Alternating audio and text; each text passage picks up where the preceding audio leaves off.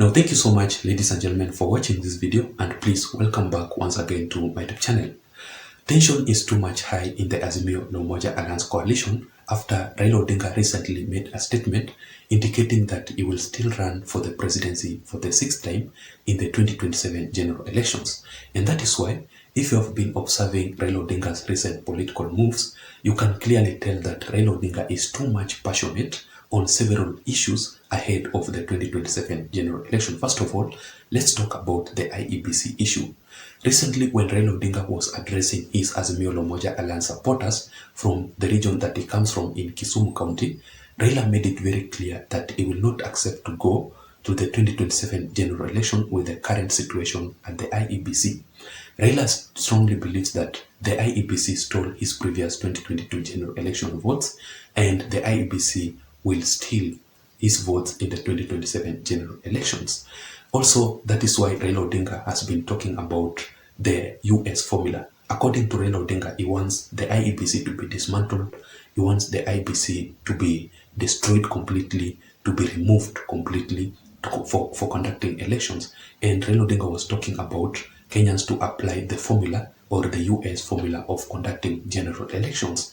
I tried personally to look at how elections are being conducted in the US, and in my personal observation, I did not even understand. So I don't think if Raila Odinga's allegations will work out this time round, and even if the US formula will be established, I don't think that Raila Odinga will still win the elections. He will lose in the 2027 general elections, and he will start complaining again that his votes are being stolen. Also, Raila Odinga made it very clear recently that the IEBC new appointment of officials must be stopped immediately, because currently, as we speak, William Ruto has already established a 7-member panel that will initiate the appointment of the new IEBC officials. Raila Odinga also has made it very clear that William Ruto will infiltrate the current appointment of the IEBC officials. And according to Raila Odinga, he has said it very clear that Kenyans already know that who will become their president in 2027, that it will be William Ruto because of his current appointment of the new IEBC officials. Raila Odinga himself decided not to participate in the appointment of the new IEBC officials. You know, the IEBC appointment must be, everyone must take an initiative. Every politician must participate. But Raila Odinga decided not to participate, and is therefore complaining about that issue. Also, Raila Odinga is too much passionate on his 2027 presidential bid because of his current situation in anti-Ruto demonstrations across the country. In my personal consideration, Raila Odinga is trying to employ William Ruto's formula in the previous 2022 general elections. Remember that William Ruto sustained his campaigns immediately after the 2018 handshake between Raila Odinga and Uhuru Kenyatta. While they were campaigning for the BBI, or while Uhuru Kenyatta and Raila were campaigning for the BBI initiative, William Ruto, on the other side, he was campaigning for the 2022 general election. That is why he sustained 4 years campaigns without going broke and he used to spend a lot of money. I remember William Ruto used to spend even millions in his campaigns, giving Mama Mbogas around 7 million to share among themselves, around each and every person to get around 3,000 Kenyan shillings and the rest. So Raila Odinga is currently applying the same formula while conducting his anti-Ruto demonstration. So he has vowed to consistently conduct the anti-Ruto demonstrations up to the 2027 general election. And the main political objectives that Raila Odinga wants to achieve by doing this, first of all, Raila Odinga wants to resuscitate his connectivity with his Azimio la Umoja Alliance supporters, because immediately Raila Odinga lost the previous 2022 general elections, majority of his supporters defected. Majority of his supporters lost their interest with Raila Odinga. So Raila Odinga tries to resuscitate his connectivity with his supporters. And that is why Raila Odinga, in his anti-Ruto demonstrations, he mainly focused on his strongholds. He has not yet conducted the anti-Ruto demonstration in William Ruto's strongholds. He focused mainly in Jacaranda, in Nairobi area, where his stronghold is.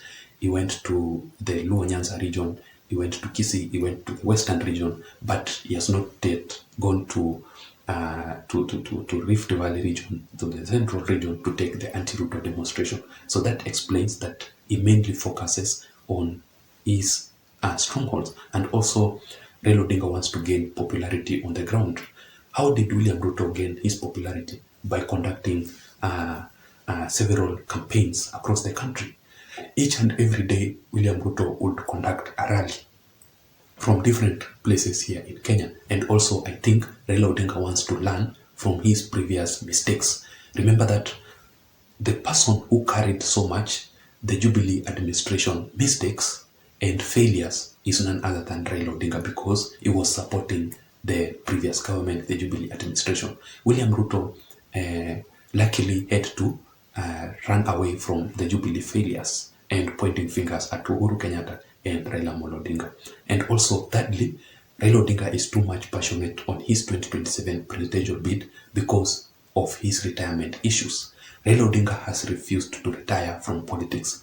Majority of people expected that immediately Raila Odinga lost the previous 2022 general election, he will head for his retirement together with Uhuru Kenyatta. But Raila Odinga has refused to retire. Raila Odinga has refused to appoint a new kingpin from the Luo Nyanza region.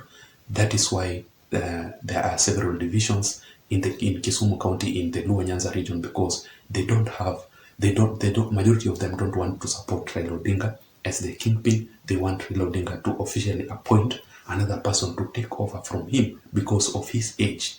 And also, Raila Odinga has refused to retire and endorse somebody from the Azimio la Umoja Alliance coalition. We expected that Raila Odinga will now endorse Kalonzo Musyoka, but he has not even shown his signs of endorsing Kalonzo Musyoka ahead of the 2027 general election, meaning he is going to run again for the presidency. And the fourth reason, and the very last reason as to why I'm saying this, is because of Raila Odinga's recent focus on the ODM party. Raila Odinga is currently focusing so much on the ODM party, and he has showed signs of defecting from the Azimio la Umoja Alliance. Currently, as we speak, the ODM as a party has been encountering several challenges. It has been affected with massive defections.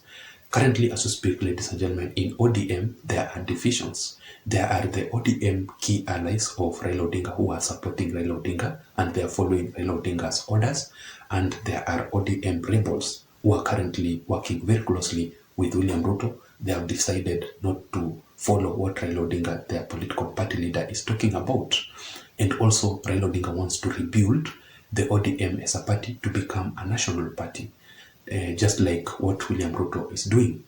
You know, William Ruto is trying to dissolve all the Kenya Kwanza Alliance affiliated parties to join the UDA party to become one major political party and a national party across the country to initiate unity.